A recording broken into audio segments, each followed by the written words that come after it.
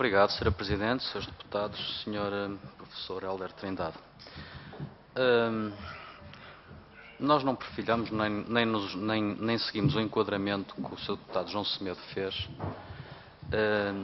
numa questão centrada na doutora Helena Alves, e eu só estou a referir isto porque circularam e-mails, houve notícias a centrar a questão na doutora Helena Alves, e eu, sem querer parecer ingrato, até porque com certeza que a doutora Helena Alves terá dado o seu melhor no exercício das funções que teve, sem querer parecer ingrato, e até porque, ao que consta, julgo que ela está de baixa médica, portanto não é de todo adequado. Acho que a questão fundamental não é centrar numa dirigente que deixou de exercer essas funções. A questão central é, de facto, preocupar-nos com o lusocorde, com o banco, com aquilo que aconteceu, aquilo que está a acontecer e aquilo que vai acontecer. Julgo que, enquanto deputados, essa é a nossa preocupação essencial e bastante menos o disse que disse e as questões que podem andar à volta de uma demissão e, bom, isso aí não me preocupa excessivamente. Em relação àquilo que aconteceu, o que nós apuramos, e julgo que a maior parte das pessoas e dos seus deputados, é que foram detectadas irregularidades financeiras, supostamente por adjudicações efetuadas e compromissos assumidos em nome do Estado, sem dotações orçamentais adequadas. E eu estou a fazer esta explanação, naturalmente, para o Sr. Professor fazer o favor de comentar e de nos tranquilizar. Sobre o que aconteceu, a informação que nos chegou é que foram detectadas irregularidades processuais, ou seja, um conjunto de adjudicações efetuadas pelo lusocorde na ordem dos milhões de euros, sem que para o efeito exista um processo administrativo devidamente construído, sem que para o efeito tenha sido efetuado qualquer concurso público, ou seja, em total violação do Código dos Contratos Públicos e das regras estabelecidas no Código dos Contratos Públicos.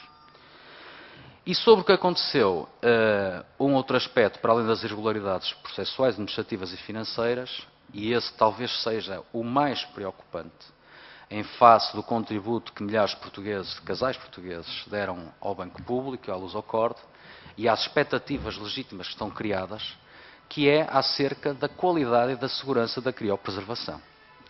E essa, para mim, de facto, é a questão central. E nessa sequência, a informação que nos chegou é que havia sido tomada a decisão de suspender as novas colheitas, o que me leva a concluir que o Banco Público está em pleno funcionamento, simplesmente em face das dúvidas existentes ou dos indícios propriamente ditos, indícios que levaram à instauração de um processo de inquérito através da Inspeção-Geral de Saúde. Assim sendo, de facto, parece-me de bom senso que não se continuasse a despender o erário público em novas colheitas e, até mais do que isso, que se começasse a criar expectativas e compromissos por parte de casais, de portugueses que também contribuem para o Banco Público, sem que tivesse garantido que efetivamente havia uma qualidade e uma segurança da criopreservação e que tudo isto teria um resultado que é todo aquele que nós todos desejamos à volta destas mesas. Portanto, isto era um primeiro aspecto que eu gostava que o Sr. Professor nos sossegasse na medida do possível, se é que podemos estar sossegados.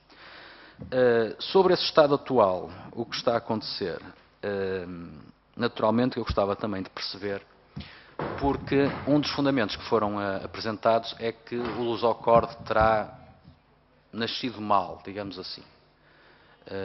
Talvez seja um bocado exagerado, mas que efetivamente foi instalado e começou a desenvolver a sua atividade e sem que tenha os meios financeiros e os meios em termos de recursos humanos adequados e necessários para o desenvolvimento dessa atividade.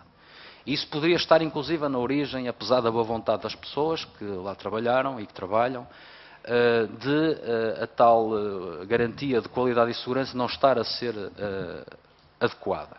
Apesar que chegam informações que não, que dizem que de facto era o melhor dos paraísos, está tudo a funcionar bem e a criopreservação tem essa garantia de qualidade e segurança e nós podemos estar descansados, o que, sendo assim, é ótimo. É ótimo. Mas a pergunta que eu lhe coloco é exatamente qual é o estado atual. E se assim é, como é que é possível que o Lusocor tenha funcionado ao longo destes anos todos sem ter o financiamento e o conjunto de recursos humanos de equipas necessárias para manter esse funcionamento, e nomeadamente para as tipagens de sangue dos cordões congelados? Como é que isto aconteceu? E se existe essa ineficácia, se essa falta de financiamento e de meios foi de facto a razão do mau funcionamento do Lusocor. Finalmente, também, antes de concluir, também gostava que o Sr. Professor fizesse favor de nos elucidar acerca da estratégia de recolha que foi seguida. Ou seja, foi implementada uma estratégia de recolha que implicou o envio de milhares e milhares de kits para todo o país, para as regiões autónomas também, e eu fico com a dúvida se esta operação ou estratégia de recolha maciça, e não sei se terei a ser exagerado com o qualificativo de maciça, mas compreenderemos com a sua explicação, se de facto é uma estratégia adequada e uma estratégia que consiga proporcionar a qualidade e a segurança para as recolhas efetuadas, porque pode assim não acontecer. Finalmente, e de acordo inclusive com aquilo que o Sr. Deputado João Semedo afirmou, aquilo que me preocupa também é o futuro. O que é que vai acontecer ao Lusocor ou ao Banco Público do Cordão, nomeadamente, se vai manter a sua autonomia, a relativa autonomia, se vai continuar a existir, e já agora, como nós esperamos que continue a existir e queremos que continue a existir, e estando na sua responsabilidade orgânica, funcional, o Sr. Presidente sossegar-nos-ia muito se nos dissesse que a existirem estas condicionantes todas do passado e do presente serão ultrapassadas e os portugueses poderão ficar sossegados e confiar no Banco Público do Cordão. Finalmente, e mesmo para terminar, a questão naturalmente é sobre o modelo... duas frases, muito obrigado. É o modelo de gestão, qual é o modelo de gestão que vai ser aplicado, nomeadamente para ultrapassar as questões financeiras, uma vez que o banco tem que ser autossuficiente, penso eu, e tem condições para que devidamente seja autossuficiente, se for gerido assim, em orgânica, e que também, no modelo de gestão, as condições de financiamento. Sendo um deputado eleito pelo Distrito do Porto, naturalmente que fico muito contente que o banco continue no Distrito do Porto, até porque está lá a estrutura montada, está lá em funcionamento, as pessoas sabem que está lá, e eu acho que não vejo motivos, a menos que assim me explique porque é que ele haveria de sair do Distrito do Porto, das localizações atuais. Muito obrigado.